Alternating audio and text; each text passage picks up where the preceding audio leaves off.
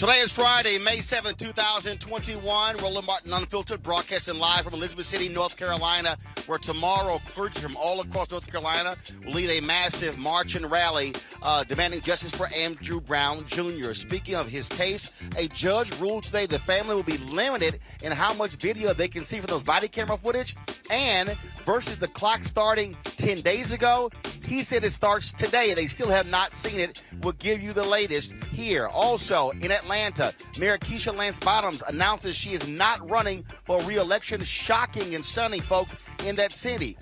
What's the deal? Also, the 4 officers involved in the death of George Floyd indicted today on federal civil rights charges. Folks, we got a jam-packed show for you, broadcasting live from Elizabeth City, North Carolina. It is time to bring the funk on Roland Martin Unfiltered. Let's go. He's got it. Whatever the biz, he's on it. Whatever it is, he's got the scoop, the fact, the find. And when it breaks, he's right on time and it's rolling. Best believe he's knowing. Putting it down from sports to news to politics. With entertainment just for kicks, he's rolling. It's on go, y'all. It's Roland Martin, rolling with Roland now. He's funky, he's fresh, he's real, the best, you know he's Roland Martin now.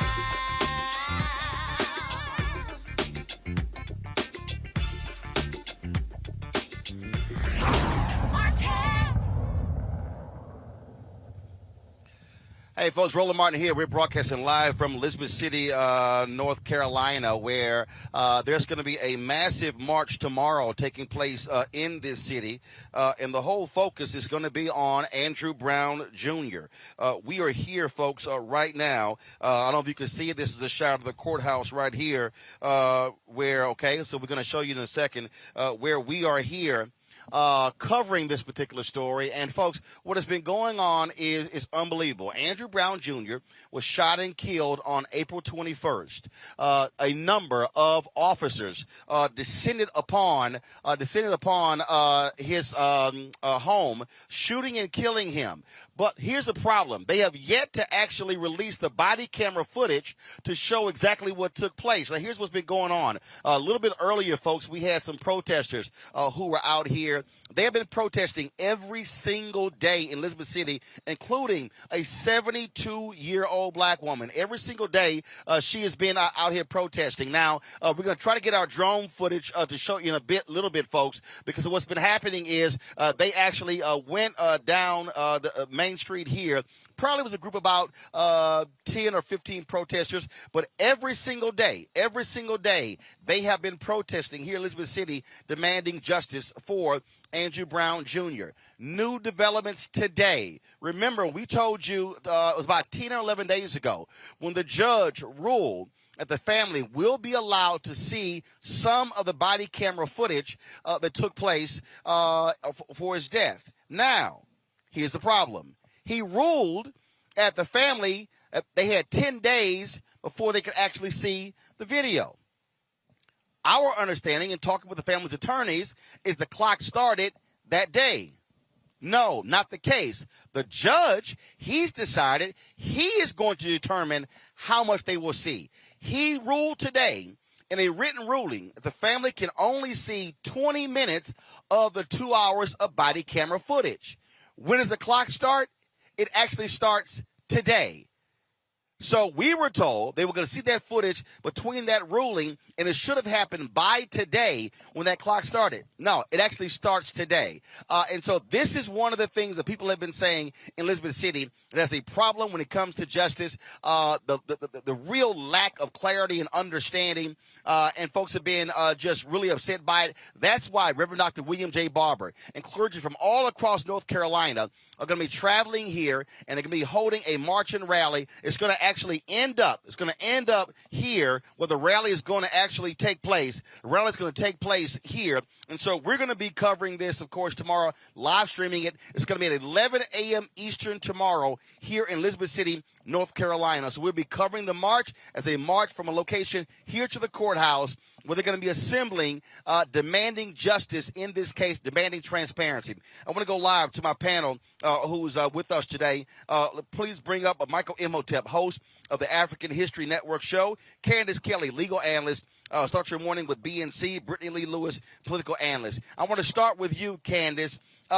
This is crazy that the judge waited the last 10 days. The family kept saying, well, they wait for the ruling. He decides to release a written ruling today when 10 days ago he said the family had 10 days to see the video. Then he says, oh, the clock starts today after he's determined they can only see 20 minutes of the 2 hours. And, Roland, it doesn't make any sense. The reason why is because, one, they should be able to see that video because that is what they were promised. How many times is this judge going to make changes over and over again? Number two, what we have is a family that's been waiting, and in the best interest of justice, they should find out what it is they are going to go up against. This is something that people have been dealing with I hear something in my ear, by the way. This is something that people have been dealing with for such a long time, and this is why people are taking to the streets. It also leads to this whole notion that, hey, I don't want this video to be released because it may affect juries and their impartiality, but it didn't stop them from releasing information about Brown and his history, his record.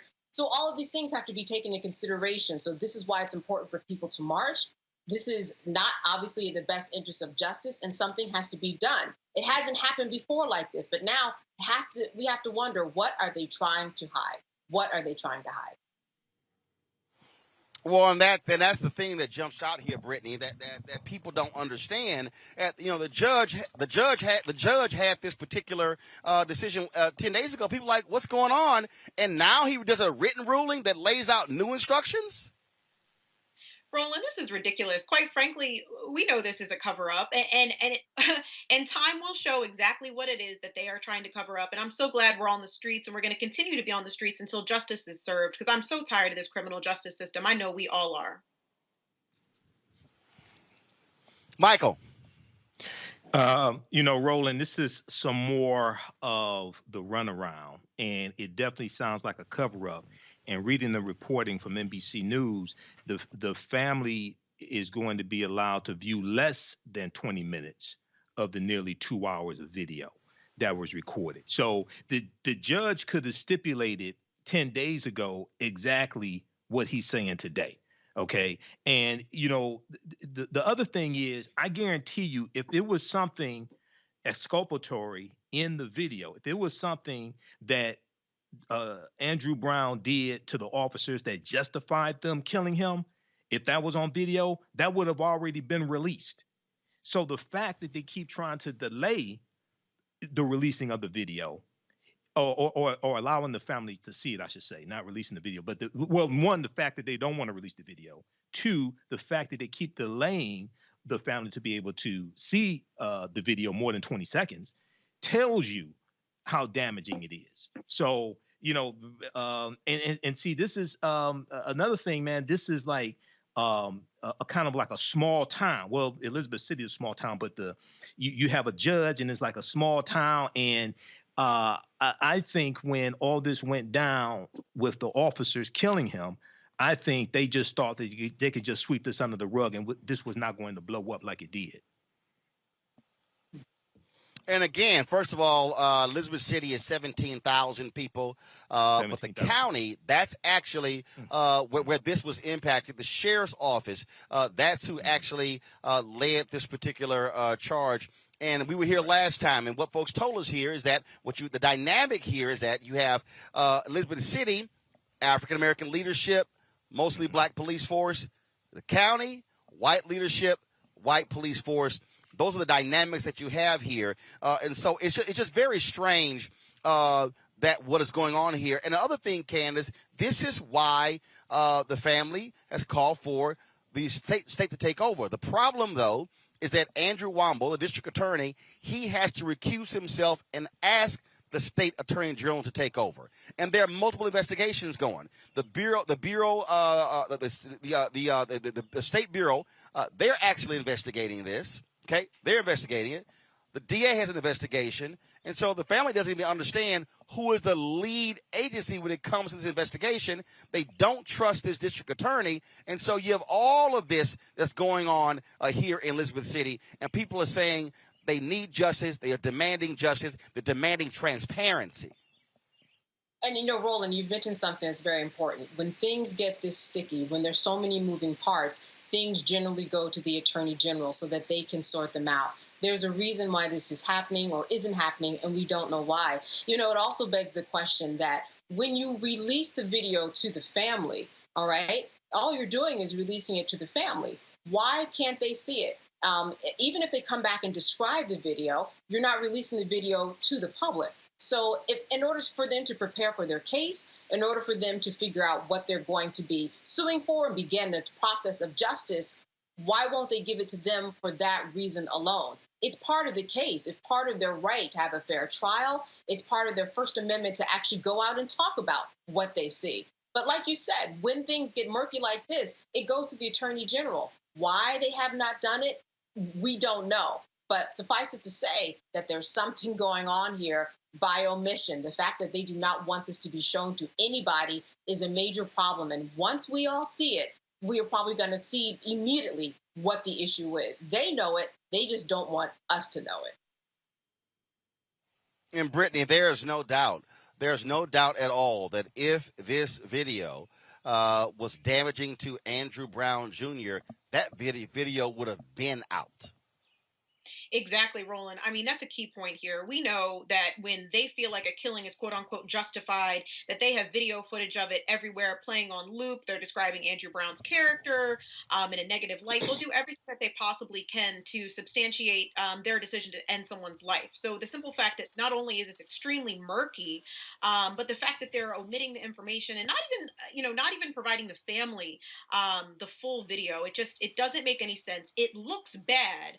And I have a funny feeling that once that video is released or we get some insight into what actually happened, we're going to see that obviously this they took his life without reason. Absolutely. Henry, you can go to this drone shot.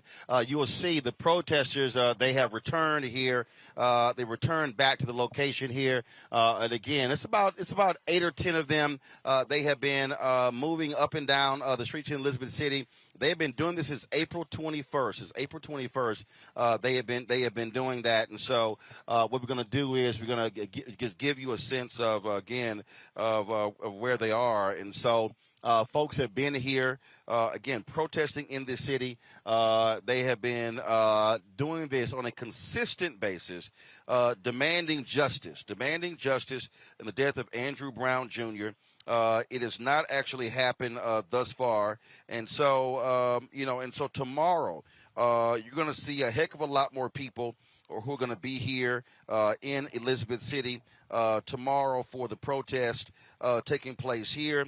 Again, Reverend Dr. William J. Barber, the North Carolina State Conference of the NAACP, and so many others, they are going to be here. They are going to be all across this city. If you saw the list of pastors, it is a massive list of pastors who will be here in Elizabeth City, leading this particular protest and rally, because they say enough has not been done in this particular case in terms of enough transparency. The problem, as we have described for you, is that everything is in the hands of the DA and the sheriff's office. The interesting part here is that the sheriff has been far more forthcoming in this case than the district attorney.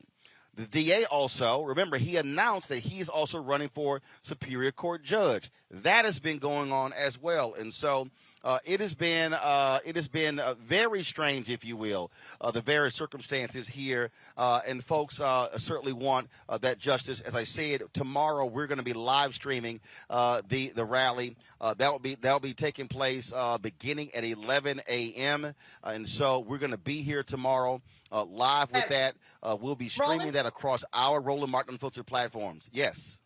Yeah, there's one thing I also want to point out is that this is the time where everybody behind the scenes is getting their story together. They are biding time because they don't want this to end up like another Derek Chauvin. Now we've got precedent, right? We've got precedent. People are steamrolling ahead. There's too much at stake. As you said, there's a superior court position that is at stake. There are people's lives that are at stake. Their freedom is at stake if they don't get this right, if you will, in terms of what it is they all need to be on the same page about. And that's another reason why this stalling tactic is going on the way it is. There's no other reason besides that, in addition to the point that certainly there's probably something on the tape that does not vindicate them, but they have to get their stories together. They do not want another Chauvin. They do not want state and federal charges and huge lawsuits, because this could crumble their town, right? Certainly they have insurance, but this is a lot of money that we're talking about for precedent cases. They want to get it right on their side. And as you see, again, this is our drone footage. The marchers are now moving towards another section of town. As I said, we were here a couple of weeks ago. This has been happening every single day in Elizabeth City, without fail, since April 21st. That they have been taking to the streets. They've been taken to the streets to keep the awareness up.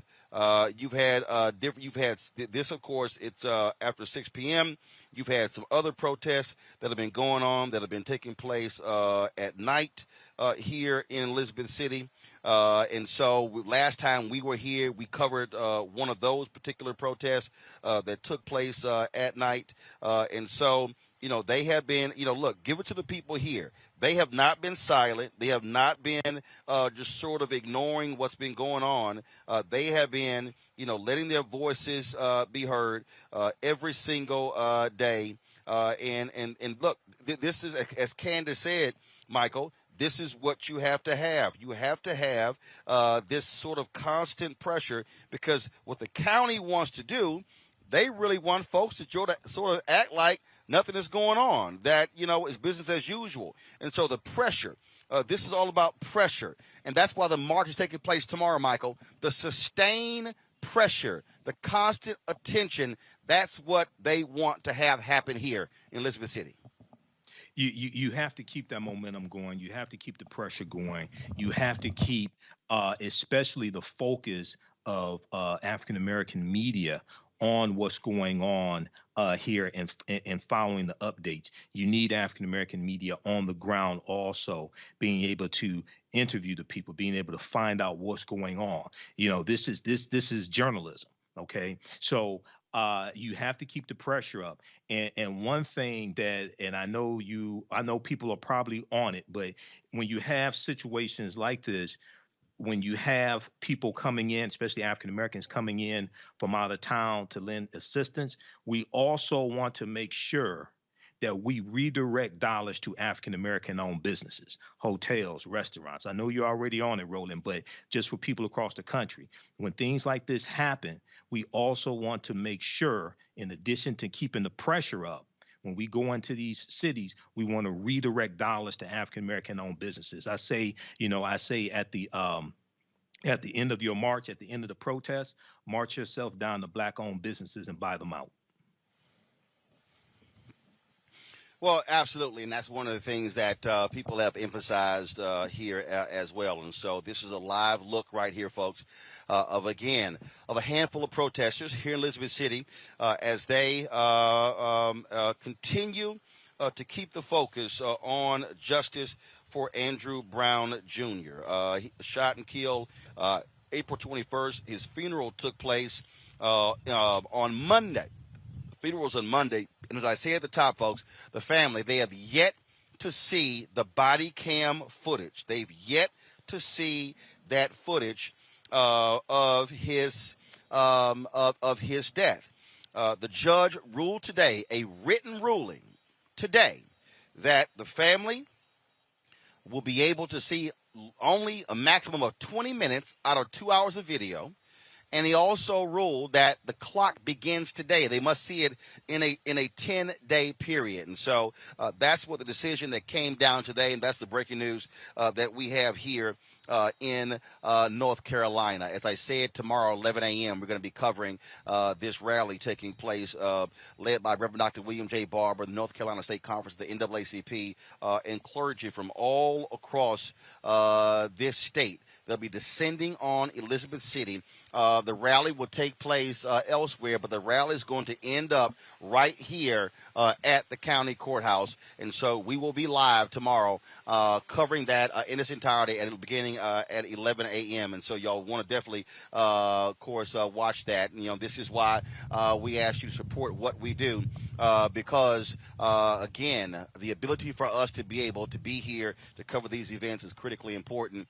And, of course, May 13th, next Thursday, we're going to be in Baytown, Texas, covering a rally there of a black woman, the first anniversary of her murder. She was shot and killed by a Baytown police officer, and bringing attention to that. Got to go to a break. We come back. We'll talk about the 4 cops who killed George Floyd, indicted on federal civil rights charges. You're watching Roland Martin Unfiltered, broadcasting live from Elizabeth City, North Carolina. Back in a moment. The lonely, the alienated, the sad and the angry. In every country torn by strife, violence, and hardship, men and women are drawn to extremist leaders, promising to take on the enemies of their people. In America, some of our lost souls respond in a similar way to the call of influential voices, but instead of militant preachers or radical clerics. Every single night in America, they can listen to our own angry advocates of division and conspiracy. Confused, angry people hear the call of these voices and take on the camouflage of warriors to threaten and even kill civilians. The radicalized Republican Party and the twisted people on TV who speak for them use the very same language of intolerance and rage to provoke those alienated people, actively pouring kerosene on the fire of social unrest. And until we all reject these poisonous voices, the result will inevitably be escalating violence and tragedy.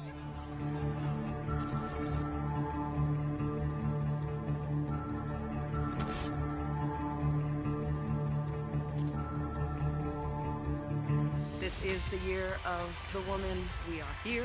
We are capable. My optimism for our future has never been greater than now. Black women are making a difference, making history, and changing the world. Yo, what's up? This your boy Ice Cube. What's up? I'm Lance Gross, and you're watching Roland Martin Unfiltered.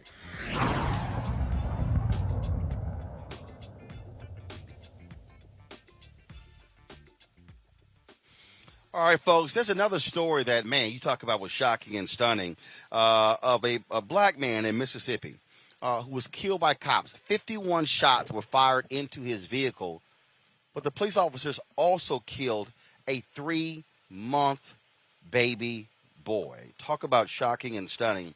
The suspect, after suspecting that he killed his ex-girlfriend, officers pursued Eric Darrell Smith, which was the child's mother, and her nephew.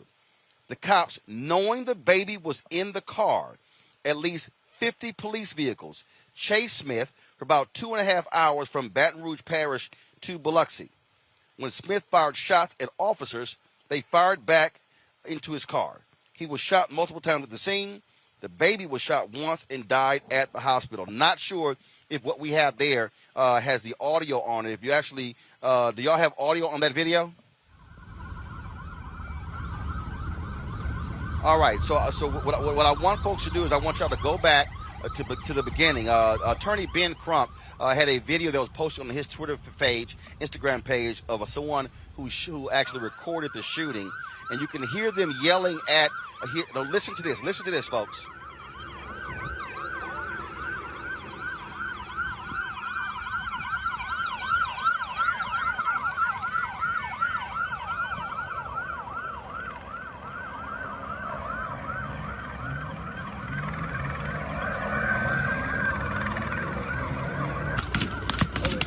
God. Yes,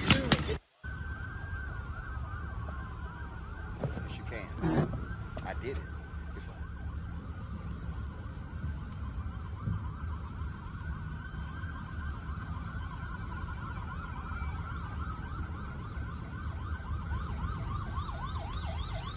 At the hospital. Michael, I want to start with you. Here's what I look. Here's what I don't understand. I get it.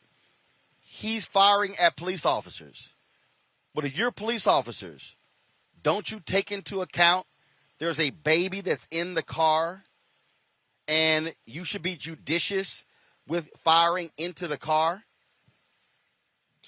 I think you would, and I think in a situation like this, we want to maybe on the next show or something like that. You talk to a panel of police officers who have experience in possibly situations like this. But in reading this story, the police also deployed stop sticks as well.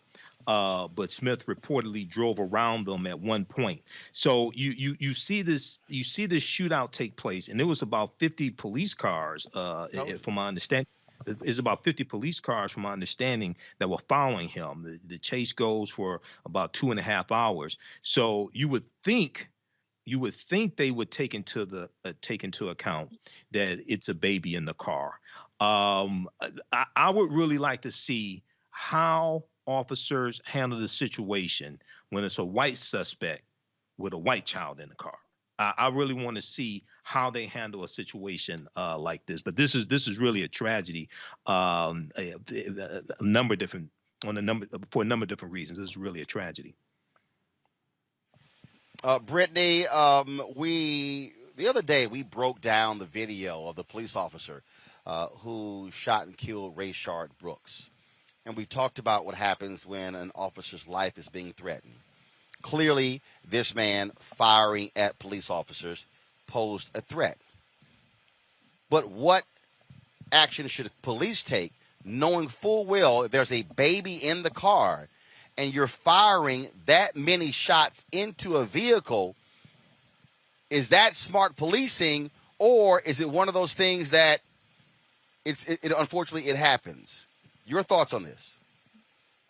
Roland, there's really no excuse. At the end of the day, if they knew the baby was inside of the vehicle, why in the world would they shoot 20 rounds into the vehicle, even if they are being shot at?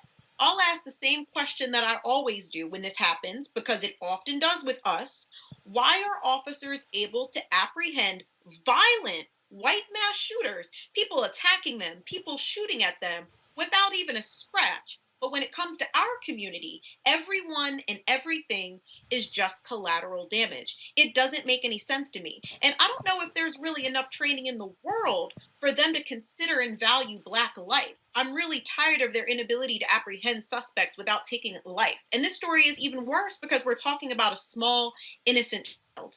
That life shouldn't have been taken. Candace, look, this is one of those things where, again, 2.5 hour police chase. He's firing weapons. He's firing bullets at the cops. But there's a baby that's in the car. They know there's a baby that's in the car. I'm wondering if they could have made a decision to drive until his gas ran out. Number two, just keep on him. And, well, they did push him off the road, but, push him in a way that didn't cause him to get into an accident. Corner him in a way that he would be surrounded by 50 cars and see that it's 50 against 1. Certainly they would have been shot at, but they could have taken aim maybe at the tires of the car in order to debilitate it. In other words, a lot of tactics that they could have used to prevent this from happening. At this point, you could have had police officers come from the other way and go opposite to what they were doing to surround him completely. This wasn't just a split-second decision. 2.5 hours, they were talking, they were deciding, they were masterminding what it is they were going to do. And out of all of this, they decided that the end result would just to be firing 20 rounds. I think there's the problem. Police officers often talk about split-second decisions, but this is totally different than a split-second decision. This is a split 2.5 hour decision, and they were unable to have a different outcome than have a little baby die. That's unworkable because of the time that they had leading up to this end result. Let's talk about this shooting that took place in Georgia, folks. A black woman was visiting a cousin. She is now dead when cops executed a search warrant. She was visiting her cousin. The Georgia Bureau of Investigation, they've released the body cam footage of Tuesday's incident. Again, folks, I want to warn you right now, this could be a trigger warning to some people, so I want to give you the opportunity to turn away if you would like before we actually show this video. So just give it a beat. Henry, go ahead and play it.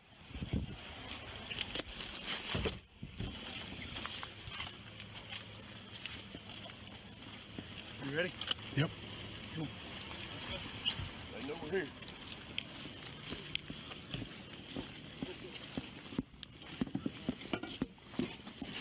Sheriff's office search warrant, come to the door! Hit it. Go. Sheriff's office search warrant, come to the left. Get on the ground! Get on the ground! Hold it! Got one down. Two down. Hold it. Room front. Move! Keep moving! Room left. Go! Move! Take the shield and go! Hold, Chris, hold! Come on! Bedroom door. Let's go!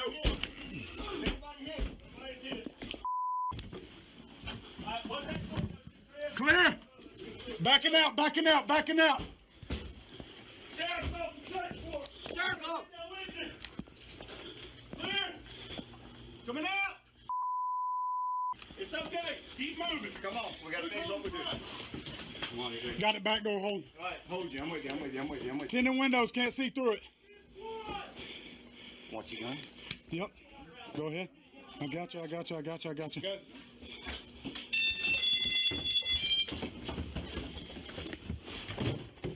Clear. You got me? Yep, got you. Come on. Got you, buddy. Got you. Watch your back.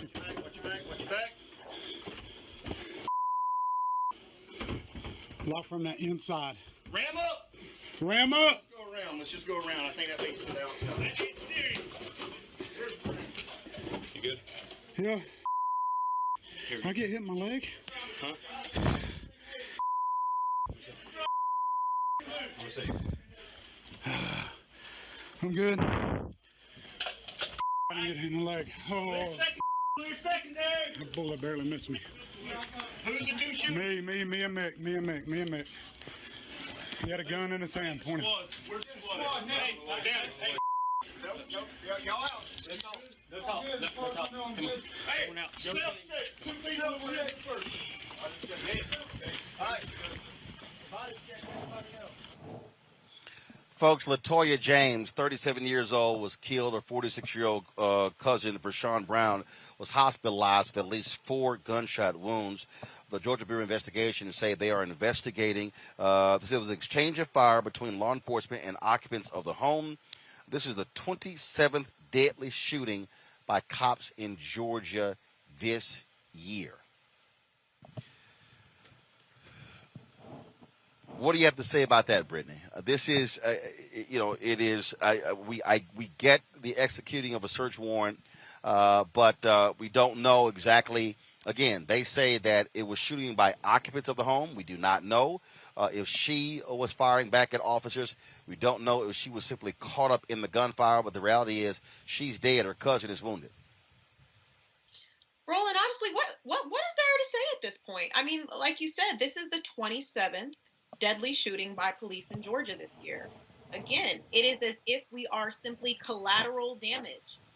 You can't train people into viewing us as human. You know, that could be any of us going to visit our cousin who could have lost our lives because police have failed to, execute a warrant without taking someone's life. It's unfortunate and it doesn't make any sense. Candace, from a legal standpoint, what exactly can be done? How you have officers trying to execute a warrant, but look, you want to minimize losses, and I say this all the time, and it's real. Death is death. It's finality. That's it. Her life is over.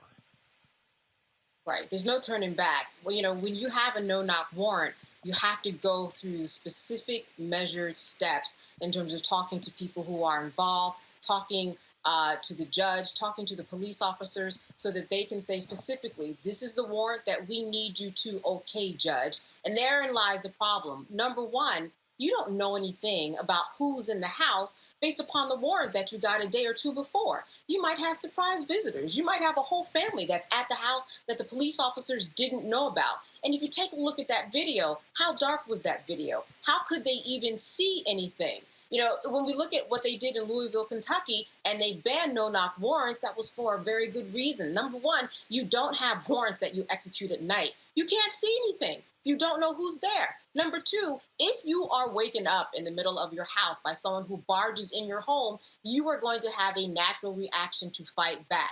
And if you have a gun, whether it's legal or whether it's illegal, you're going to use that gun and there's going to be a problem and people can die in the crossfire who had nothing to do with what you were originally involved in.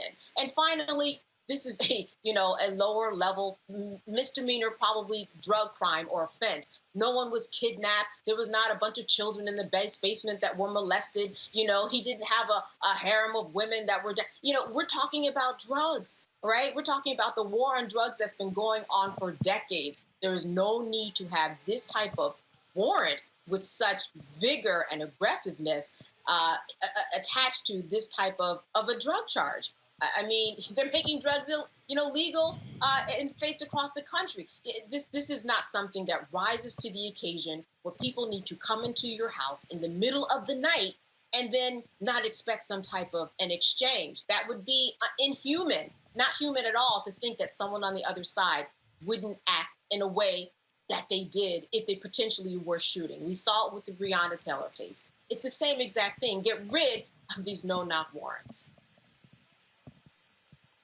Folks, let's now go to Atlanta, where a huge announcement was made today. News broke last night that the mayor of Atlanta was not going to be seeking re-election. Keisha Lance Bottoms, who held a fundraiser with President Joe Biden in March, raised $500,000, announced that she was not seeking re-election. There was initial speculation saying she'd be taking a corporate job at Walgreens. She said that wasn't the case. She gave no specific reason as to why she is choosing now to step back. This is her news conference today. This has been my highest honor to serve as mayor of this city. And many of you all have heard me speak of my family's history in this city, going back almost 100 years. My grandmother would tell me how her father, who was a child of people who were once enslaved from Crawfordsville, Georgia, packed up a horse and buggy, and they made their journey to Atlanta. And my family moved to the west side of Atlanta. And they found community, and they found purpose, and they found a way to make the lives of their children better. And I stand here on their shoulders. So my love for this city was a love planted in my heart long before I was formed in my mother's womb. And I wish that I could tell you there was a moment or that there was a thing. But when you have faith and you pray for God's wisdom and guidance, in the same way that it was very clear to me almost 5 years ago that I should run for mayor of Atlanta, it is abundantly clear to me today that it is time to pass the baton on to someone else. I'm reading a story in the Land Journal-Constitution right now where a close friend said that Mayor Bottoms, in her first year in office, really began to have second thoughts about why she wanted the job. In fact, this is a quote, she just didn't have her heart in it, said one close friend. Michael, this is interesting because, and it's shocking to a lot of different people, because she barely won when she ran by a little more than 400 votes. Right. She beat a white councilwoman who was trying to become the first white mayor of Atlanta since 1972. Also, she, like I say, had the fundraiser. According to a internal poll that was leaked, she had a 68% approval rating. But there have been lots of issues there, a significant spike in crime in Atlanta, some folks saying she felt detached or out of touch. And now what this has done, it has now thrown open the door. Many people were expected, only a couple of candidates had announced they were going to oppose her. Many saw her as a shoo-in. And what you have now are folks saying, can Atlanta continue having a black mayor? The state legislature, they have been trying to take control of the airport. That is the crown jewel of the state of Georgia. And, of course, one of the busiest airports in the world. And so what do you make of this surprise announcement by Keisha Lance Bottoms, who many were talking about, who turned down a spot in the Biden administration and now is saying, I want out of politics completely? Brother, on one hand, it's a shocker. On the other hand, is not necessarily a shocker when you understand the trials and tribulations of being a big city mayor. Okay, that is a hard job, and not only that, you're dealing with a dumbass governor, Brian Kemp. See, it'd be different if you got support from the governor.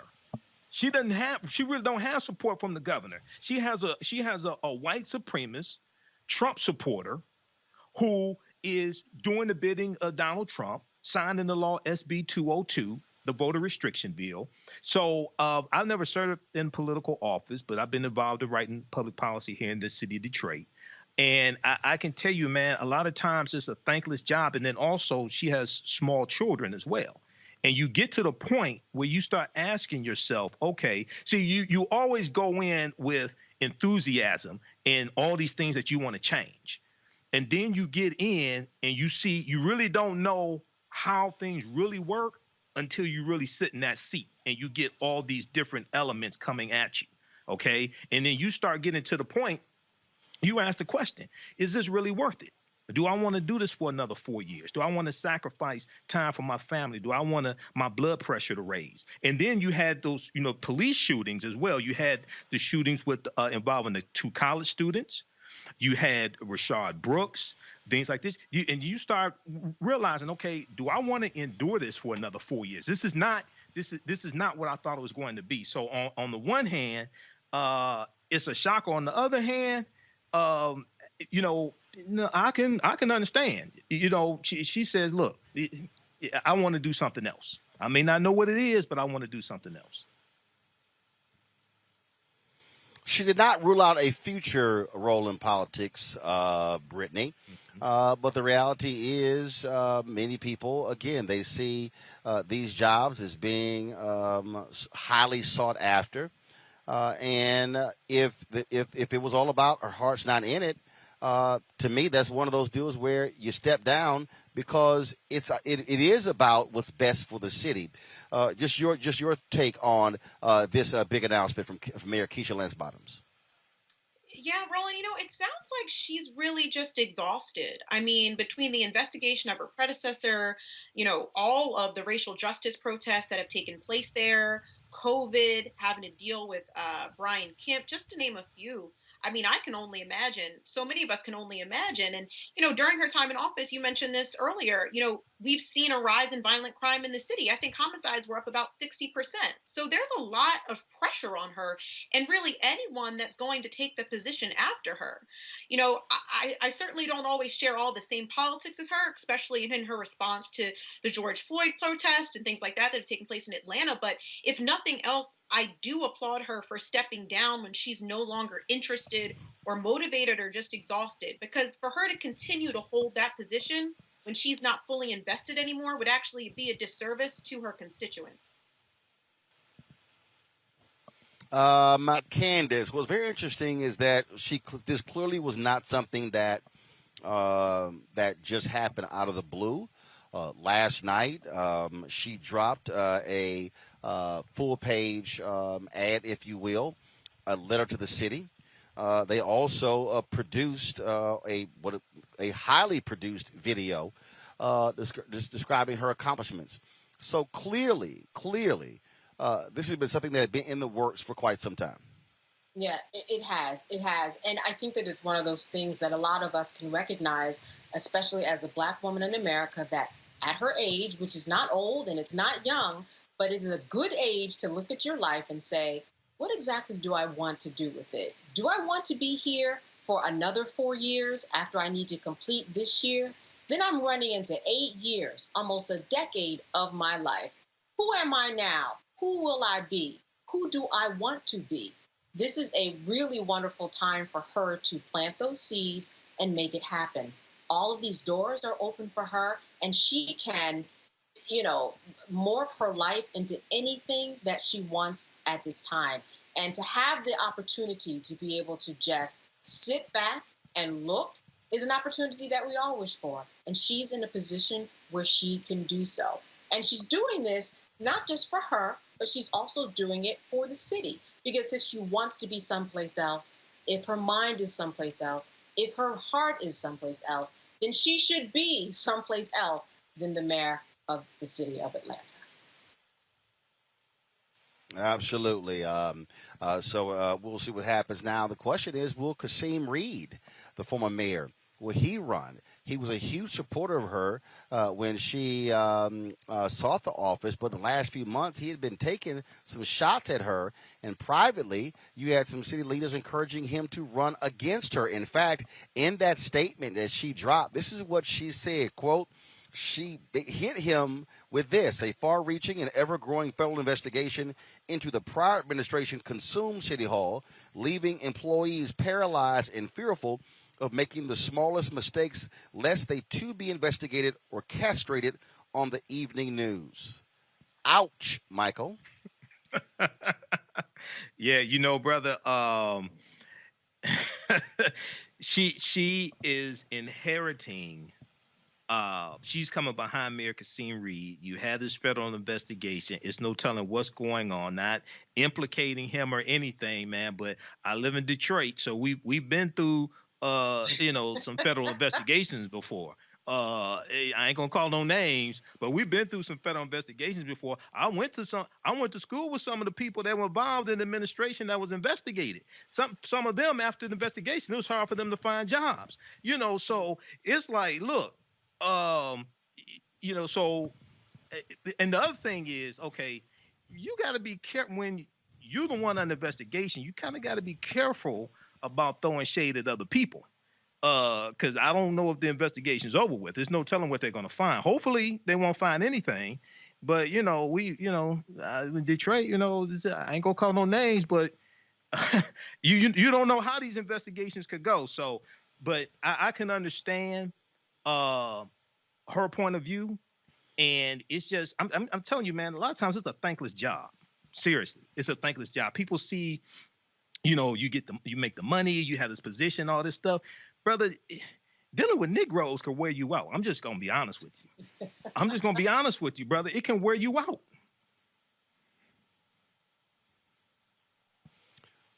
Brittany, what do again, having a former mayor take some shots is not good for you, and she threw a punch herself.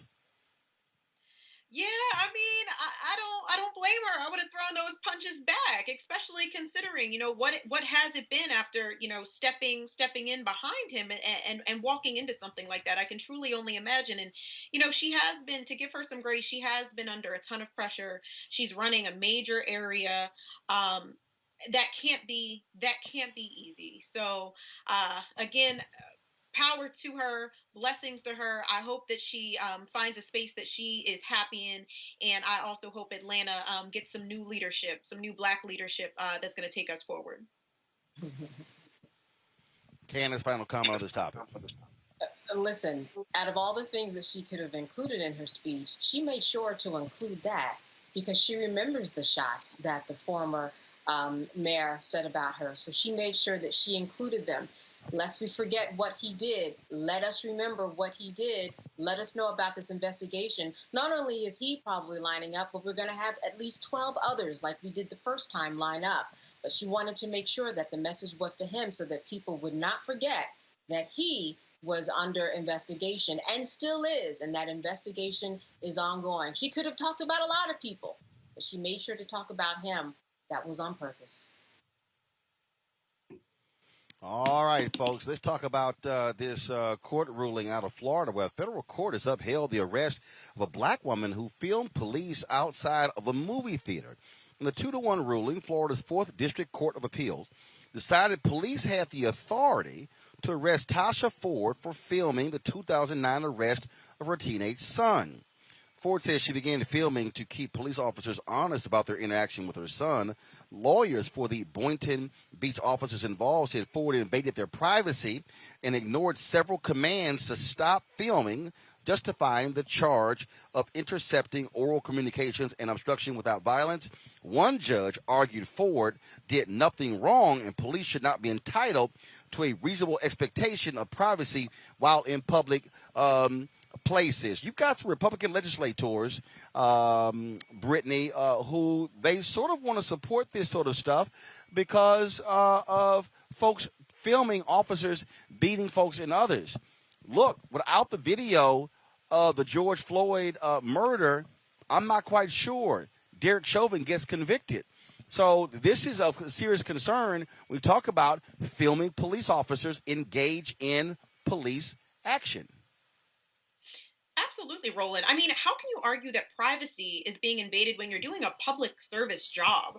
Police should have no reasonable expectation of privacy in public places, like the judge said. And we've seen federal courts across the country have found that the public has a constitutional right to record cops. Even the federal appeals court, whose jurisdiction includes Florida, had ruled people have a First Amendment right, subject to reasonable time, manner, etc. You can't get in the middle, but they are allowed to photograph and videotape police conduct. And not to mention, Ford should not have been charged with obstruction because it's not like she got in the way of the officers doing their job. It's not like she prevented them from making an arrest. These officers just don't want to be held accountable. And you hit the nail on the head. We know that police killings and brutality are not anything new within our community. However, video evidence is one of the few things that sometimes leads to justice. And like you said, what would have happened if we didn't have videotape footage of what happened with George Floyd? We know what would have happened. We need those cameras. Candace. First of all, police officers wear webcams. Wear the body cams, right? And are forced to in many situations. Secondly, whether you are in a public or a private place, you don't have an expectation of privacy. Like was just spoken, you are serving the public. So the public has a right to see what you are doing, the same way they have the right to look at police records or come to court. We the people, when they say that's we. We are the people who are allowed to be a part of this process. When you go to someone's house, there are video cameras that are often on the streets, there are video cameras that are often in the house itself. When you are outside of someone's house on public property, look at Derek Chauvin. There were not just views of people who were there on the ground as witnesses. There were cams that were all over. There were a total of 10, including the people who were right there, those bystanders. So you never have privacy. Anytime you go down the street, there are about 9 cameras that are on you. So the question of expectation of privacy is unmerited here. And because they are servants of the public, that doesn't give them the right to say or do anything in this way, because she didn't obstruct. She didn't step in the middle. She was simply recording what was going on. She's going to appeal this again. She's going to appeal it all the way up. She will win. Terrible precedent. They would never have this because, again, we already require officers in many jurisdictions to have the body cams, and more are coming. That's what we have been fighting for. She's going to win on appeal. She's going to appeal this all the way up. Michael, about 30 seconds ago. This is a crazy case. The judges said, in short, she obstructed their investigation and processing of her son's detention, a lawful execution of their duty. How so? She's filming. They said the officers gave numerous commands to stop filming. She's not interfering. Okay, it sounds like they did not want a record of what was being done. Okay, that's what it sounds like here. So she should definitely appeal this case. She has a constitutional right to film the police. All right, folks. And, of course, today in Minneapolis, federal civil rights charges filed against the 4 cops who killed George Floyd. Huge. We, of course, had that coming down.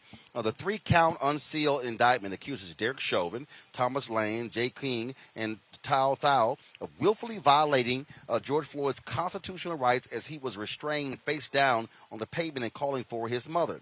Chauvin is charged with unreasonable force by a police officer. Thao and King are facing charges of violating Floyd's right to be free from unreasonable seizure, and all 4 officers are charged for failure to provide Floyd with medical care. Chauvin, of course, is also charged in the 2017 arrest and neck restraint of a 14-year-old boy in an unrelated indictment.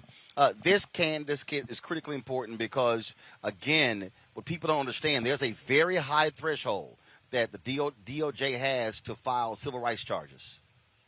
Absolutely. And this shows you that the DOJ is on the right track. Look at what they did already with Ahmaud Arbery and the shooters in that case, bringing hate crimes against them. Joe Biden said when he got into office that he was going to make these crimes, these racial injustice crimes at the top of his list. And he is doing his job. They are very busy, very stealthily.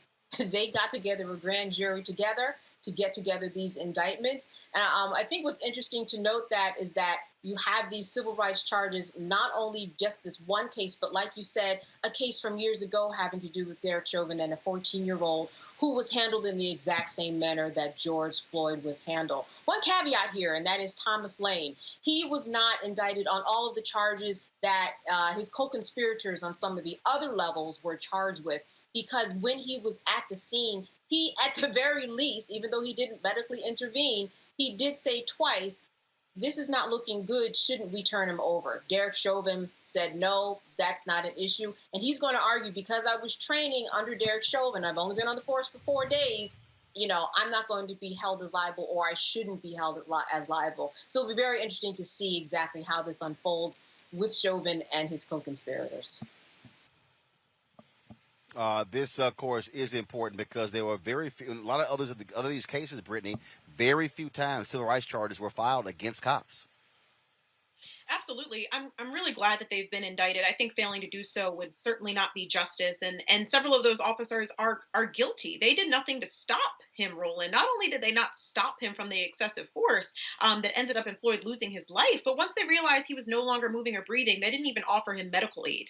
This was just a complete disregard for human life in this situation. And if nothing else, I hope that it sends a message to other officers that there's potential for them to be held accountable if their fellow officers are committing a crime, or they are completely indifferent when someone, even if that someone is a potential criminal, is in the need of medical assistance. And, when I think about holding officers accountable, it makes me think about how the criminal justice system is constantly changing. Hearing about this made me think about the case in Buffalo with Officer Horn in 2006. She did do the right thing by stopping a fellow officer from using a chokehold, potentially saving someone's life. And she had been an officer for 19 years and was fired after that incident. And she only recently, and I mean this year, was reinstated. It was largely due to the outcome of Floyd's death and the Chauvin trial. So, I hope we continue to see the right type of changes going on in the criminal justice system, because folks need to be held accountable. And those quote unquote good apples that folks are always arguing, or that are in the police force, they need to continue to step up and make sure that no more lives are lost. Michael. Yeah, it's good that the federal charges are coming, and in reading about this case, you have in the case of Chauvin, charged with, they were saying George Floyd should be free from unreasonable force by police. We know that federal civil rights charges is a high bar to reach, but in a case like this, they should actually do it. And it sounded like from the charges filed, they were being more creative than normal in being able to file these charges as well. And that's the difference between the Merrick Garland Department of Justice and the William Barr or the Jefferson Beauregard Sessions III Department of Justice. And not only do you have these charges, go ahead. Not only do you have these charges, but you also had two investigations to the patterns and practices of police departments announced in 5 days under Merrick Garland, and you only have one investigation in 4 years under the Trump Department of Justice. And that's also what you get for all these people out here who are whining and complaining, saying, Roland, why did you support Biden and Harris against Trump? This is why, idiots. This is why voting matters. For all you idiots out there, let me say it right now, for all of you, let me be real clear, for all of you dumbasses who are sitting here saying, oh my goodness, Biden, Harris versus Trump, this is why. Because a Donald Trump Department of Justice would not have announced an investigation into the Minneapolis Police Department, an investigation into the Louisville Police Department. They would not be pursuing civil rights charges against these 4 officers. And so for all you stuck on stupid people who want to act like somehow it made no sense who we voted for, this is why you vote. You idiots. Going to a break. I'll be back. Roland Martin Unfiltered, broadcasting live from Elizabeth City, North Carolina. Back in a moment.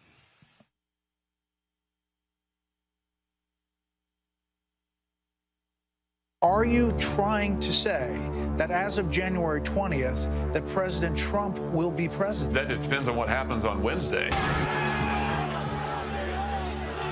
President Trump won this election. Do you think the election was stolen? Absolutely. At this point, we do not know who has prevailed in the election.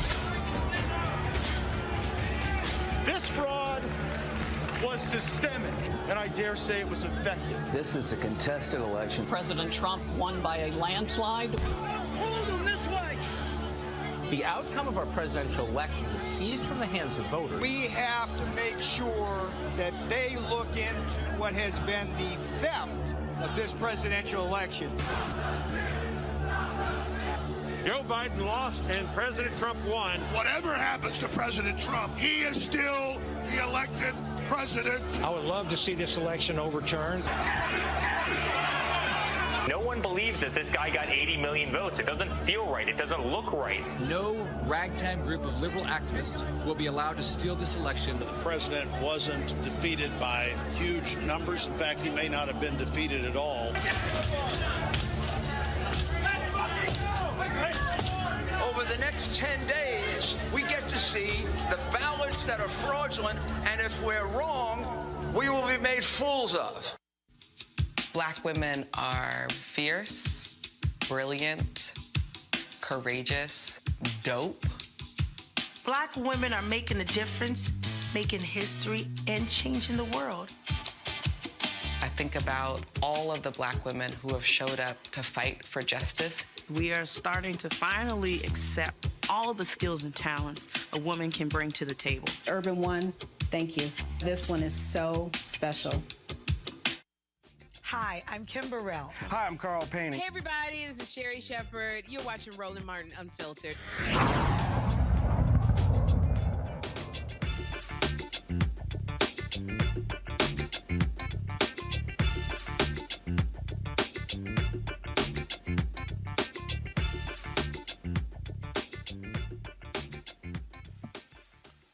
Folks, we're Roland Martin here Unfiltered. We're broadcasting live here in Elizabeth City, North Carolina, where tomorrow we will be broadcasting live the march and rally in support of justice for Andrew Brown Jr., who was shot and killed April 21st. These police shootings are significant. They also impact African Americans in a huge way. May is mental health awareness month. And this year's national theme is Tools to Thrive and Hope for Change.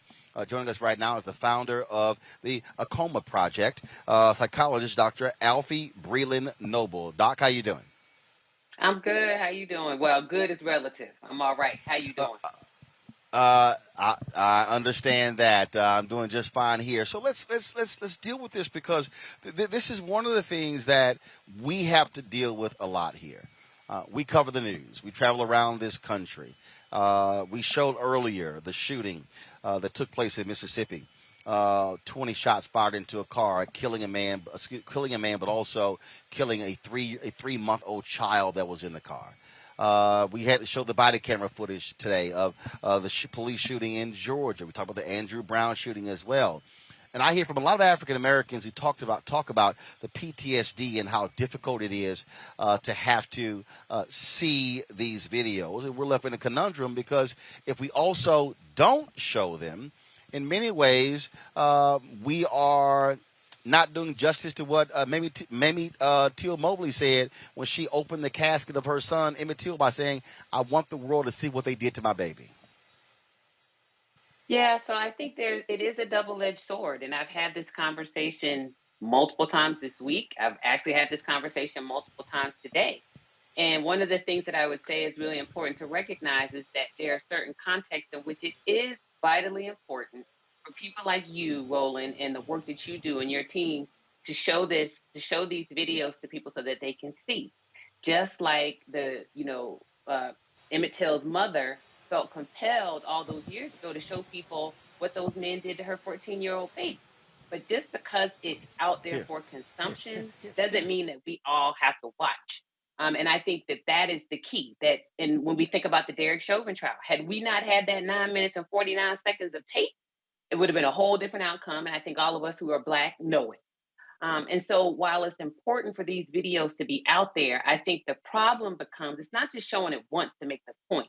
It is the repeated sharing over and over and over by people who are not journalists like yourself, right? That's when it becomes an issue. So when people are sharing these things on social media, they're texting them and passing them around in their friend groups and in their family groups, that's when it runs into a problem because you're not giving the other people on the receiving end an opportunity to make a choice about whether or not they want to see it. I happen to be a person who manages anxiety. I don't ever need to see that.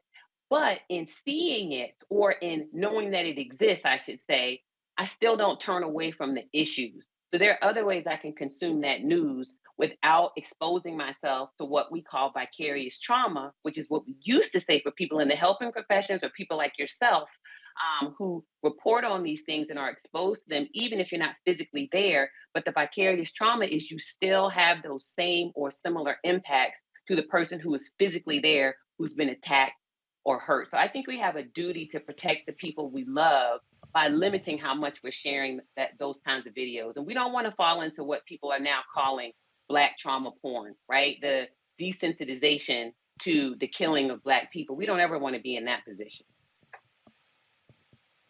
How do we also confront this whole issue when we hear African Americans say, man, look, the whole idea of going to therapy, of seeking help, that's for white folks. That ain't what we do.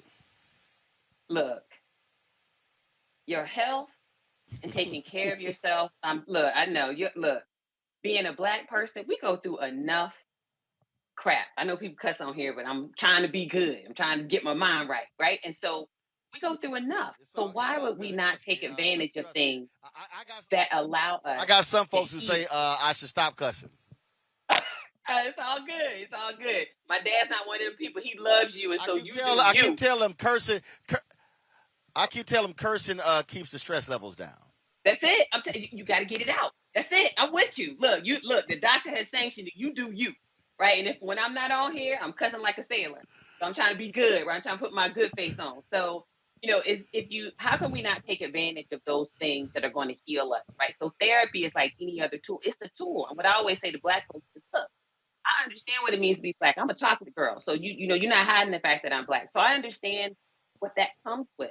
At the same time, I know what it comes with. So I have a duty to take care of myself. I have a duty to the ancestors take care of myself. I have a duty to the people coming behind me to take care of myself so I can show up fully. Therapy is just a tool. That's all psychotherapy is. So the same way people lift weights, they try to eat right, they try to have a mattress that they can sleep on, and the pillows like I need that have the little bends and stuff in them, so my back is not hurting when I wake up. That's all therapy is. It's a tool. So that's what I would say to people. Don't throw out tools that can be useful to you. Plus, the final thing I'll say for Black folks is, you don't have to be embarrassed, but if you are feeling some kind of way, don't nobody got to know you going to therapy. That's your business. If you don't tell anybody, they don't have any way of knowing. Very true. Let's have some questions from my panel. I'll start with Brittany. Sure. Thank you so much. You've been a pleasure, and everything that you've shared has been so insightful. I wanted to know a little bit about race-based generational trauma. When I think about, you brought up the ancestors, and I think about how when we think about trauma or various reasons why we would go to therapy, I feel like a lot of the time we don't actually deal with, the racialized reality that we go through on a day-to-day basis, whether that be macroaggressions or microaggressions. So I would love if you could give us some insight about what that race-based generational trauma does to our bodies and our mental health.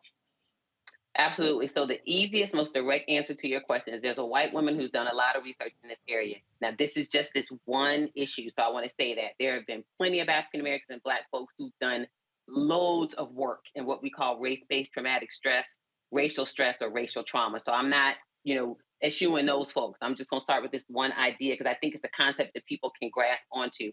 And that is this thing called weathering. So there's a white woman. She's a professor at University of Michigan.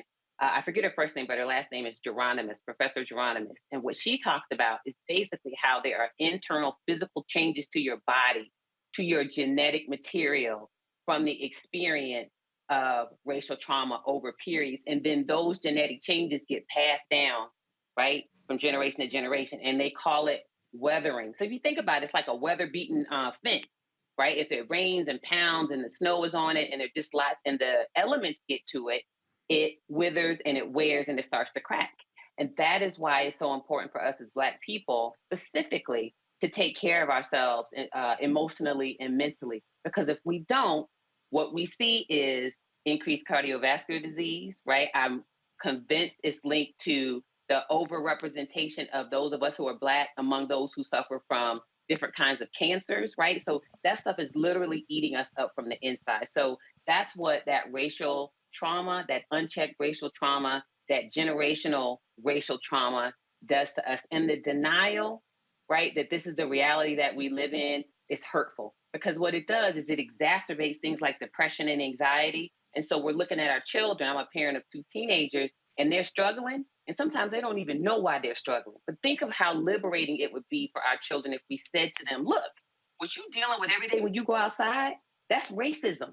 And that's going to impact you in negative ways. And so let me give you some tools to help you combat that. I think that could do so much for our young people and for us as adults.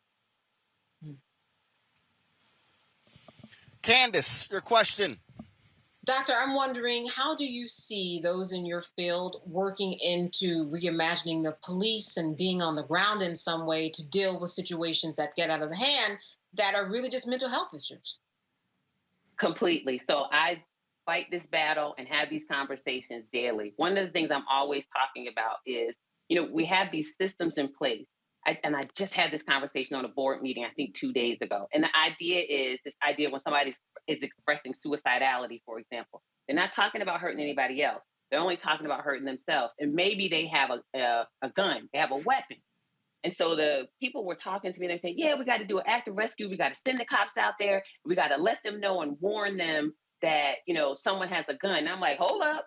Women, I don't know about all that because you're priming them. If this is a Black person and they show up and this Black person has a gun, I'm thinking about my 14-year-old son. You and I both know the first thing that's going to happen is not de-escalation. Somebody's going to get shot and it's more than likely going to be the person who looks like us. And so what I say to people is we have to reimagine how to have conversations with advocates, mental health advocates, police reform advocates, mothers and fathers who've lost their children and loved ones. Those are the people we need to be talking to ask questions like, what is it that we need to do with policing to ensure that it's reformed in a way that when there is a mental health issue, people can get support? We need cultural competence training. Among other things, for police, we need it for mental health workers. And then we also need things like mobile units where the first response is not a law enforcement response when someone's in a mental health crisis. It's a mental health response. Licensed clinical social workers, psychiatric nurse practitioners, psychologists, psychiatrists. Those are the people who need to be going out to deal with these issues because they are the ones who are trained in de-escalation. It can't be law enforcement because law enforcement has the same biases about mental illness as everybody. And not only that, but they're going out with weapons with those same biases. So those are some of the things I would argue we need to reform around this mental health and crisis intervention.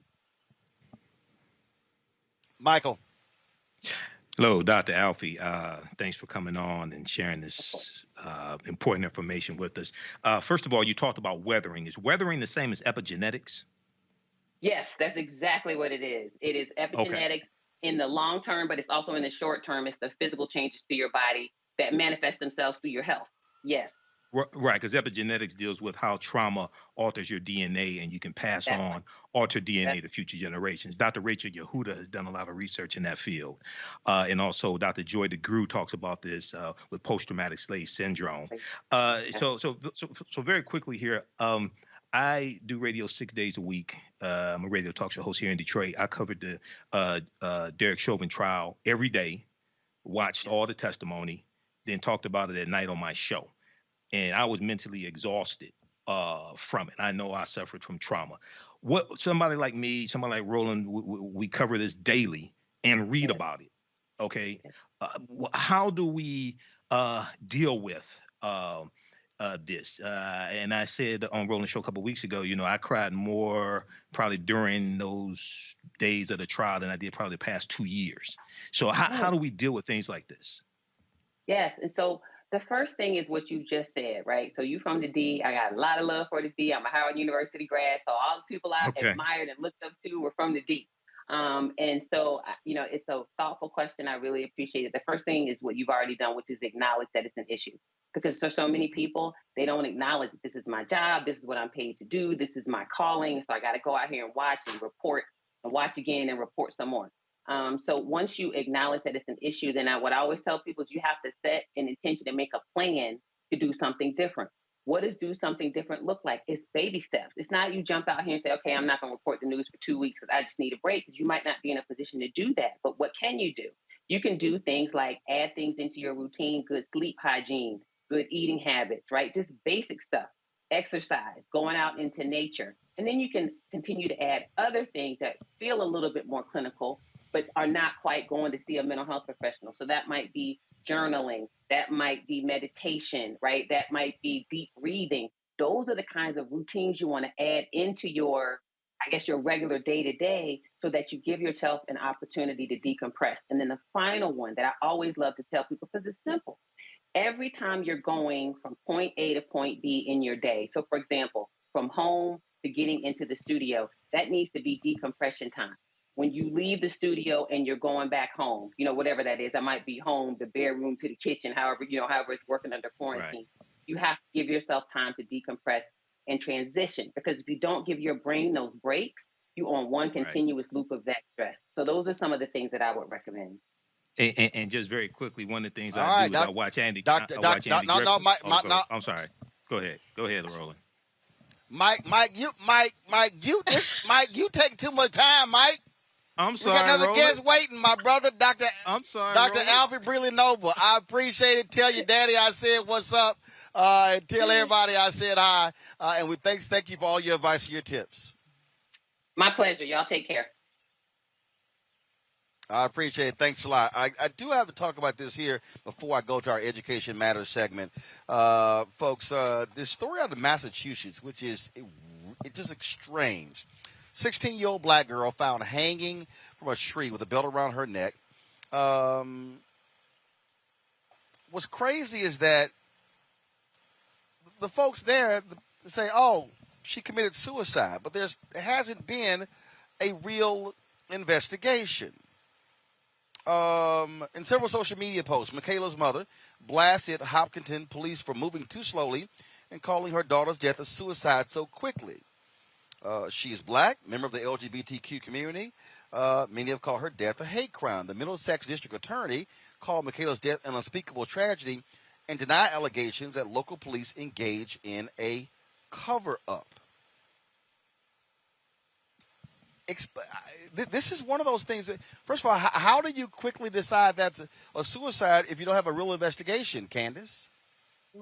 There's no way that they can have that type of, calling of it. How do you know? There has been no investigation, and therein lies the problem. And that's been the problem for so long in terms of crimes that happen to Black people, especially when you're talking about someone from the LGBT community and someone who is a woman, because we know that these are crimes that often especially go unnoticed when it comes to the crimes that police just don't pay attention to. So this is something that her mother is doing the right thing. She sees that there are gaping holes in the investigation, and she's filling them the same way that people on the streets are going to fill them tomorrow. In terms of Mr. Brown, and this is what we have to do across the board. We have to fill in the gaps where the justice system does not work, and she's doing the right thing, because there's no way that you would know what the outcome would be unless you've done the investigation.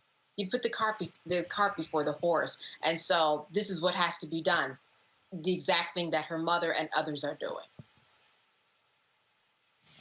What's strange here, Brittany, is the medical examiner said, quote, there's been no final conclusions reached on how she died. So how are authorities calling it a suicide?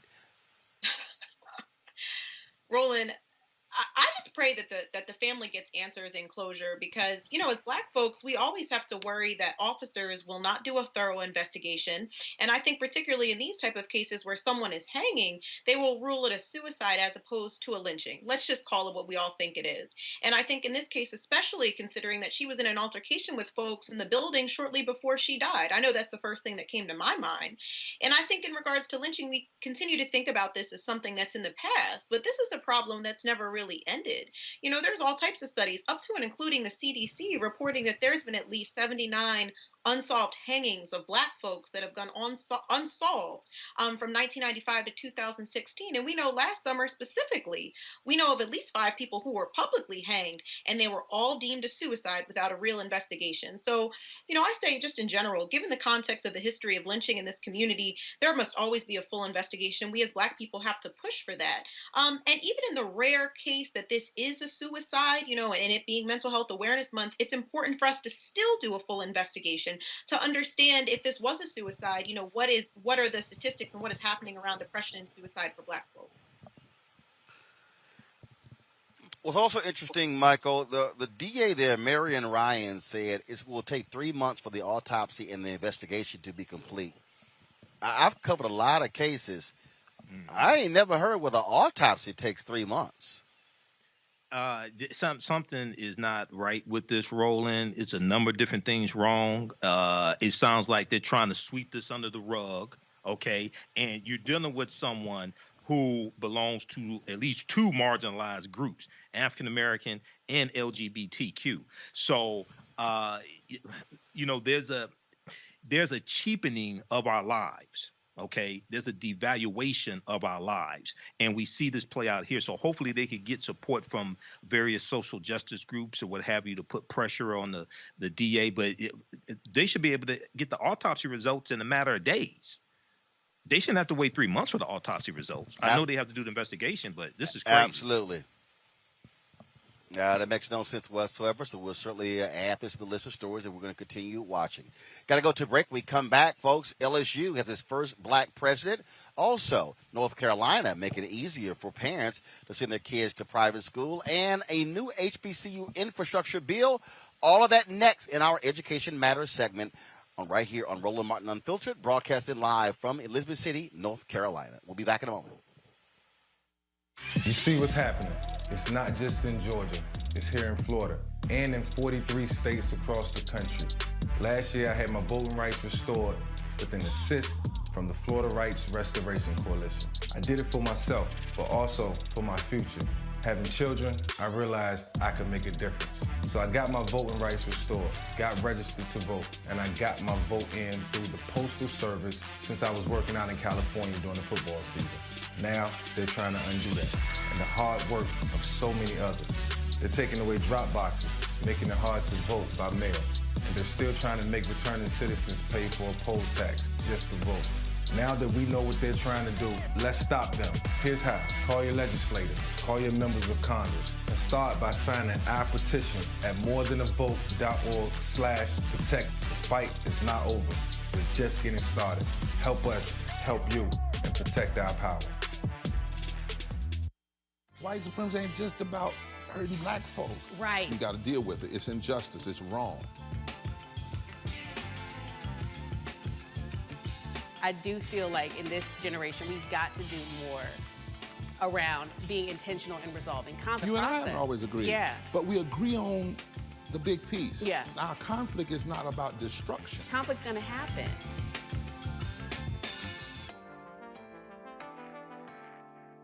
Carl Payne pretended to be Roland Martin. Holla! Hi, I'm Chaley Rose, and you're watching Roland Martin Unfiltered.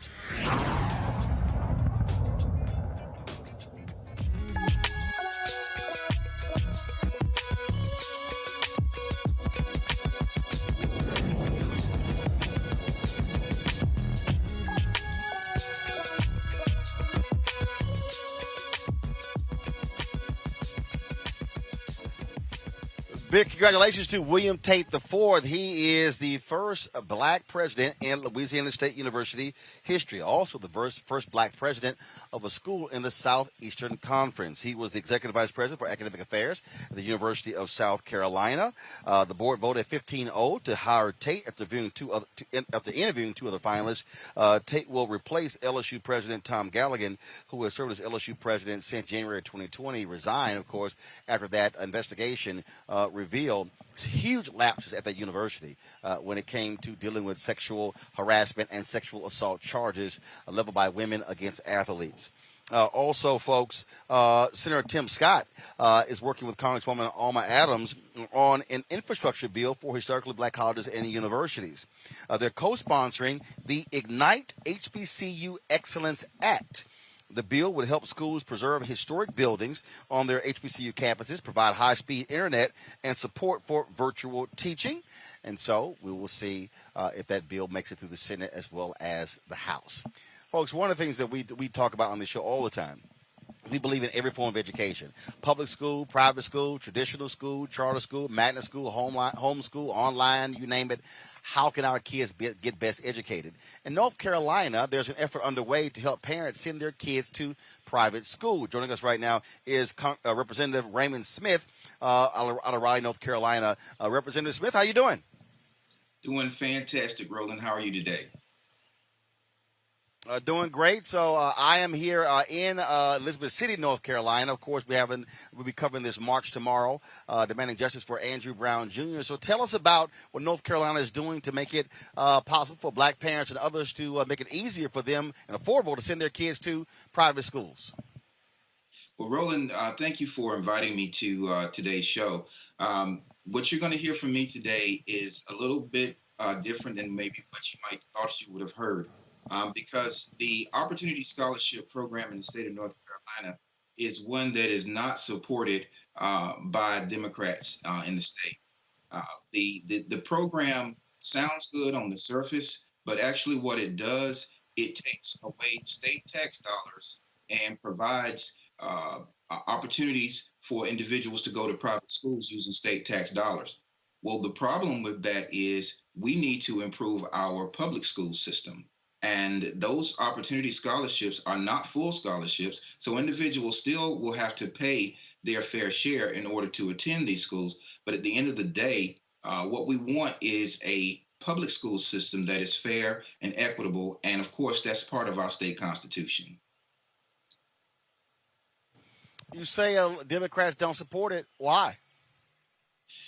Well, again, like I said, it takes away state tax dollars for public education, and it provides and it takes away those dollars and provides money for private education.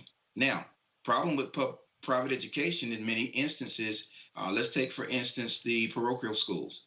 parochial schools, they have either a religious designation, and so if you're not a member of that faith, then you're not going to benefit from that school. Secondly, in many of these parochial schools, they teach religious texts. And so when children get ready to go to college and qualify for college, they have not taken the proper sciences that will allow them to be able to enter into many of our state's institutions. It also makes it difficult for them to satisfy those entry requirements. But it also it runs the risk of indoctrination. You know, you have freedom of religion here in the state of North Carolina, but when you look at parochial schools, they have a tendency to force individuals or coerce individuals into one religion or another, and that's something that we look at. Also, in regular private schools, teachers do not have to be certified. There's no requirement for that your child will receive an education from a certified teacher. Teachers go to school and they go to great lengths to become certified in order to become teachers. Also, the school does not have to be accredited. There's no accreditation requirement for private schools. So how many of us went to college and the first thing an employer asks is the school that you went to, was it accredited? So again, these are all things that we have concerns about. And lastly, private schools are not held to the same education standards as public schools. They don't have the same testing requirements. So here's the question. So here's the question. Who gets these scholarships? Are these scholarships for low income? Are they open to anybody in North Carolina? Who gets to qualify for these opportunity scholarships? The scholarships are open to individuals who earn up to 278% of federal poverty, which is a $72,000 a year for a family of four.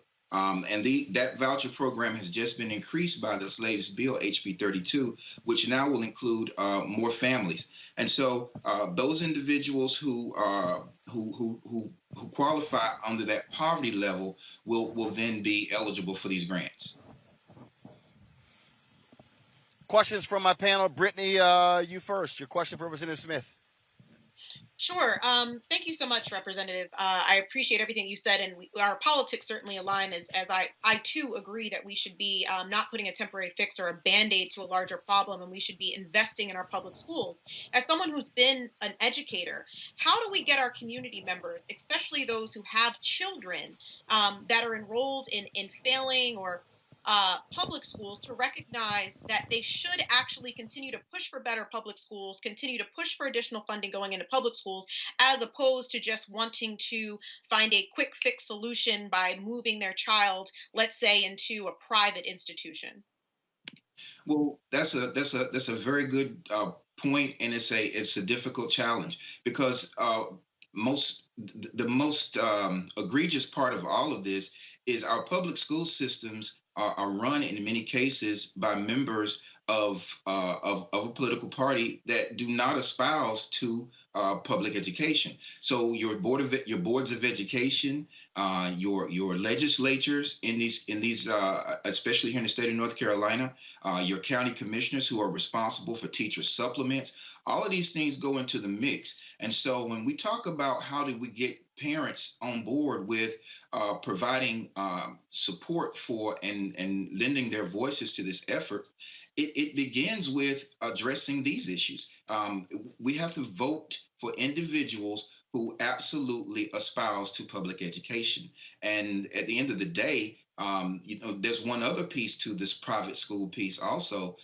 If your parent does not have reliable transportation, how will you get to this private school? So again, this is a very exclusionary practice, and I think that I know for a fact that here in the state of North Carolina, we've not done a good job at getting these parents on board with helping to fight for public education.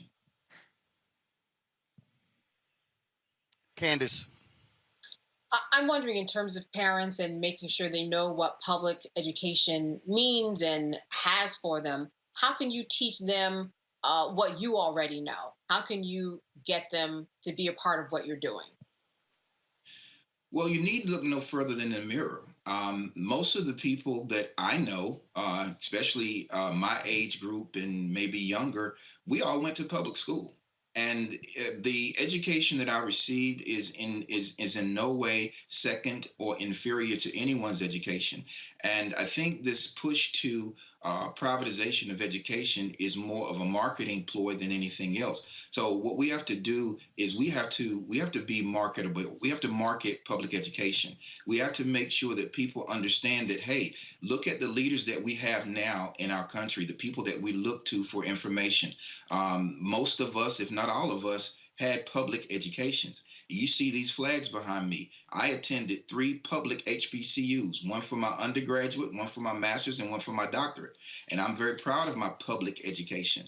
And so we have to be the example that we want people to follow. And we have to remind folks of where they came from. Michael? Quick question for you, Representative. We've been dealing with this same thing here in Detroit, and the charter school push, especially fueled by Betsy DeVos and her husband Dick DeVos. So, in North Carolina, do you think the private and charter schools, do you think they can coexist with traditional public schools? And how do you fight this effort to take away funding from the public schools for these private schools? They can coexist in theory, but in practice, it's going to be absolutely difficult because we're talking about dollars. And there's a limit to the number of dollars that are available to spend. And if we take the few dollars that we do have, the state of North Carolina doesn't have the budget of some of the larger states. Our fiscal budget for the state of North Carolina is somewhere around $24-25 billion. So that's not a lot of money. And so we're constantly fighting with the Republican delegation over corporate tax cuts. That's another cut into the possibility of education. We instituted a lottery here in the state of North Carolina years ago. People ask me all the time, well, what happened to the lottery money? The lottery money was supplanted with the money that we were already investing. It was supposed to be in addition to the money that we were investing in education, but it was actually supplanted. So we're fighting with limited resources. So the question about coexisting is going to be difficult if we're talking about fighting over the same dollars. Thank you. So here's the question. The bill has bill passed, been signed into law? No, the bill has not been signed into law. It passed the House. Has yet to pass the Senate. The Senate is probably going to review the bill, and the governor will, of course, have the last say on this bill. We do not expect the governor to sign this bill, and I think we need to go back to the drawing board and really sit down and talk about what is best for the state of North Carolina going forward. At the end of the day, it's the children that matter, not we politicians, us old fuddy-duddies who've had our day in the sun. It's time for us to really focus on the children and their needs. All right. Well, I certainly appreciate it, Representative Smith. Thank you so very much. All right. Thank you so much. All right. Thanks a lot.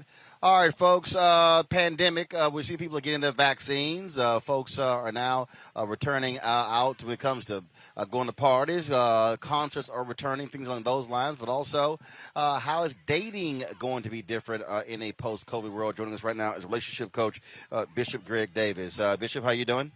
Roland, I'm good. How are you, sir? Doing great. So what advice and counsel you do have for folks out there who are trying to figure out how to date in this post-COVID world? First of all, thank you for having me. I think this is a time where a lot of people are very hesitant about getting out here, but I think that it's kind of like, of course, I pastor a church, and right now we're in a virtual space, and we are in, of course, the building. And I think it's going to be the same thing when we get back to dating. I think people are going to have hesitancy. So I know there's a lot of dating apps starting. I know that people are dating online. I know that people are using Facebook, Instagram to get to know people. And I think we're still going to kind of be in the virtual space in addition to people getting back out. But I think there's still going to be hesitancy. They might even be asking for those vaccine cards before they talk to somebody. But obviously, you got folks sitting here not trying to go out. So I take it dating is not going to look the same as it did 2 years ago. It is not going to look the same, just like our country, our world is not going to look the same. So we have to find other ways to date. I've been encouraging a lot of the ladies, they're scared to get in the DM. They're scared to get in the inbox and flirt a little bit. But I come from the old school where you flirt a little bit. And so I think that we should get comfortable with the virtual space. We should get comfortable with Instagram and Facebook and dating apps where people are right now. Get comfortable with sending door dashes and sending some Uber Eats and getting to know each other virtually. You think about when you could go out, when we were going out pre-pandemic, we sit there, we date somebody, we really didn't get to know them. Now virtually, FaceTiming, chatting on various apps, you get to know somebody organically. You get to know more about them before you rush into a relationship. So I think post-pandemic is going to not be either or, it's going to be both and. Questions for our panel. Michael, I'll start with you. Hey, Bishop Greg Davis, fellow Detroiter. How you doing, brother? Hey, Detroiter, I heard that. I'm good. How you? All right. Well, look, man, this is a great topic, and for very, very quickly here, I'm single. What I wanted to know is, what do you think for people who are, say, late 40s going into the 50s? What are some advice? Maybe you don't want to do everything social media. Maybe I don't DM a lot of people. Okay, but what are some advice that you have for maybe people who are more mature and they're not looking for one night stands or anything like that? They're more serious. What type of advice do you have when it comes to dating post-COVID? Yeah, I'm single and I'm a little older than you. I'm in my late 50s, sir. And let me say this. Wow. I think we're in a better place than even those that are younger than us, because you know who you are. You are established. You're not trying to learn yourself. You already know who you are. And by now, we should know what we want after trial and error. But I think, again, I hate to say this to you, my Detroit friend, I think you need to learn the social media and get in them DMs, get in that Facebook inbox. I think you're going to have to expand yourself a little bit and play it safe. I'm on Facebook. I just don't do a lot of that, but go ahead. Well, scroll a little bit, sir. Scroll a little bit. Scroll a little bit. Like some of them pictures and say, nice picture, and send it to them in there. Come on, you're a Detroiter. Okay. You're supposed to be bold, man. But if you do go out, I would just say be cautious. Take your time in getting to know somebody, because, again, we're still out in these COVID streets. It's not gone. So just be careful. If you have to do it the old-fashioned way, but I'm encouraging you, give me a call. DM me, and I'll give you some more tips. All right, Bishop. Brittany? Thank you so much, Bishop. Well, first off, let me throw out a little memo to the folks out there who are looking for dating. There's a good app out there called Checkmate. It was founded by Q, and it brings that old school date to new school technology. So that'll definitely help out the older generation. But for folks like me, help Michael out. Michael, right. But no, I got a question. Okay, so in the age of digital dating, right? I don't like a dude who's like, I don't know, what do you want to do? I want to see if the man is going to set up the date in advance. I don't like those I don't know, what do you think type of situations. How do I do that virtually? Or how do I find out if someone is messy? I'm a neat freak. Or if they chew with their mouth open, or how they talk to their mama. Things that, I would really have to be with you in person to find out these kind of details, because anybody can kind of give you a front via the DMs or on FaceTime. I think it's the same thing, and that's a great question. Being in front of someone, I think time is the reveal of all things. Ask them to give you a virtual tour of their house, not planned, but say, hey, right quick, let me see your place. Unplanned. Right, unplanned. Hey, let me see your place. Walk around. Let me see your place. I want to know where you live and all that. And so you want to see the whole thing. You want to see the kitchen. You want to know whether there's dishes in there that's been in there forever. Look, tell them to go to the refrigerator. You learn a lot about the refrigerator. If there's a lot of cartons in there, you know they can't cook. They order a lot of carry out.